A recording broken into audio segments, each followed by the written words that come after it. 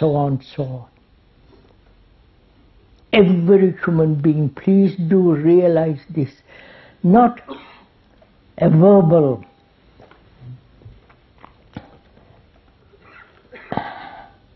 association or verbal comprehension or some intellectual conclusion, but an actuality, a reality that we, each one of us, is the rest of mankind.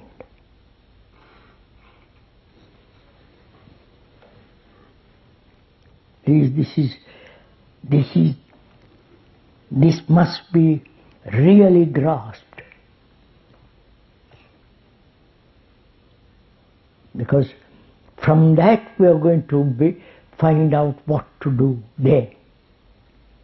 If we are not clear on this point, not clear in the sense, not verbally or intellectually, but in our feeling, in our hearts, in our depth of our being, in our blood,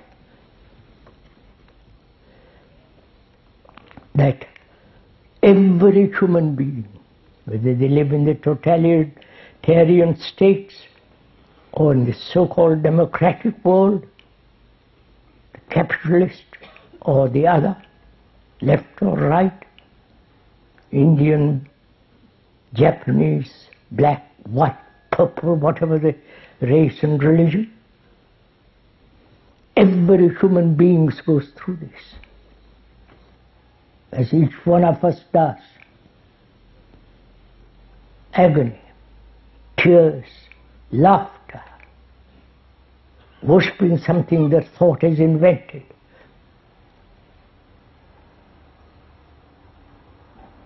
This is the ground on which all human beings stand. You cannot possibly refute it.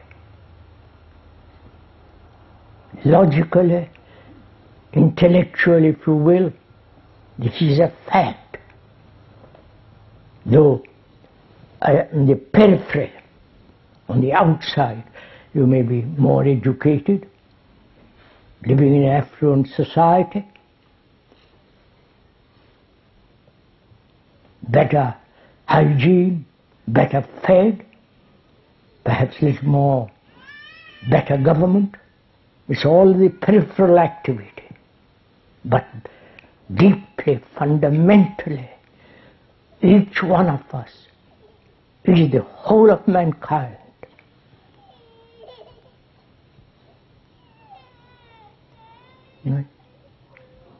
Do we actually comprehend this?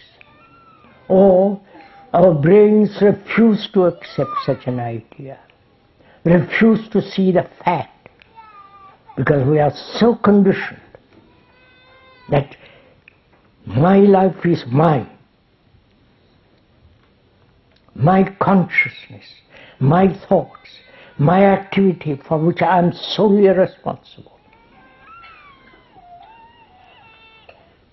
Your brain refuses to face this enormous reality that we, as human beings, are the rest of mankind.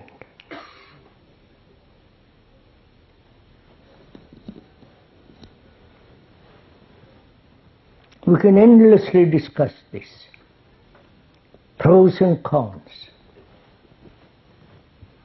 We can endlessly analyze whether we are separate from all other human beings, consciously, in our consciousness. You may be tall, you may be short, you may be pale, you may be white or semi-white or brown, black and so on. Those are all peripheral, outside activities. But deep inward states, we are like the rest of mankind. So you are the mankind. You are the rest of humanity. Right? Please, this is real. One has to be industrious with regard to this. Work it out. So that when this is absolutely, irrevocably clear, then we can proceed to inquire what we human beings can do.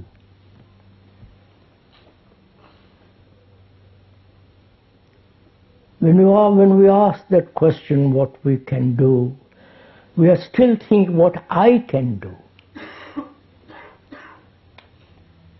You understand? We are not thinking as a total human being. We are thinking as isolated entities, asking this question, what I can do.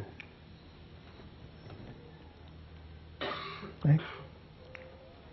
Which is a wrong question.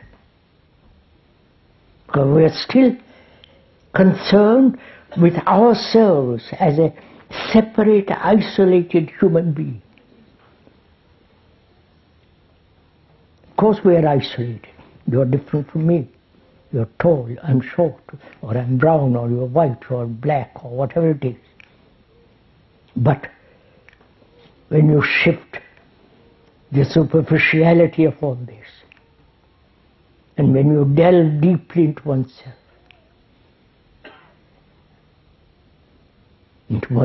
which is our consciousness, then you begin to discover that you are like the man next door or very far away, going through various agonies, depressions and anxieties, loneliness and sorrow.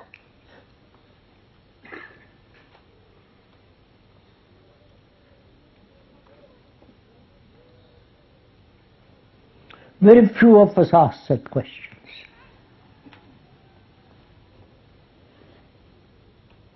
We're all so highly educated as individuals, separate, isolated from each other,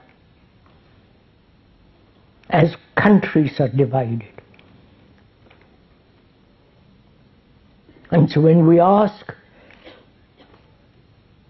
what to do, we are asking as an Englishman, a British, French, belonging to a certain government or belonging to certain groups, and so on. But we never comprehend deeply the reality that basically we're all one.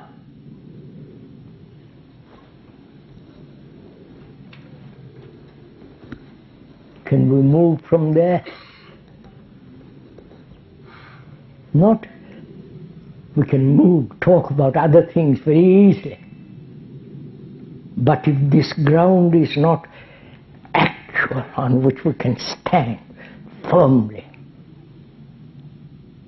nothing can shake us from that. Then we can find out what is our responsibility as a whole human being, not as an isolated human being.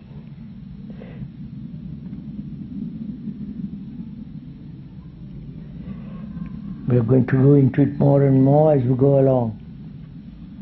We are thinking together about these matters. Please, the speaker must insist on this. The speaker is anonymous. He has no authority.